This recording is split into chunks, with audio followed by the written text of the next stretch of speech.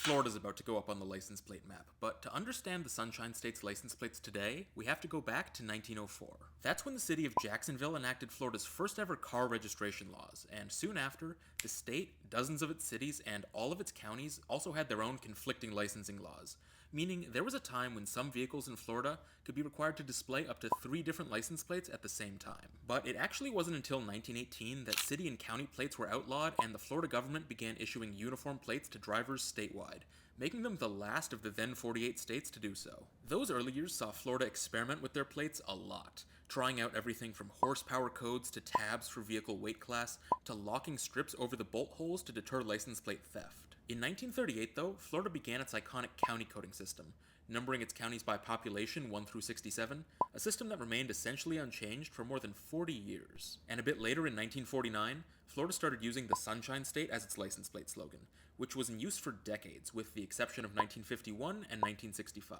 Florida's quote-unquote modern license plate era began in the late 1970s, though, with the adoption of a new registration format and a state map graphic, with the state also issuing one of America's first ever specialty types in 1987, this Challenger Memorial Plate. In the 1990s, the Sunshine State motto slowly started to return as an option for drivers, county by county, and a few years after that, the single orange plates like I'm cutting up here began to be issued. However, in 2004, those were replaced by the double orange current plates, which also changed the state name into a web address in a classic .com bubble move.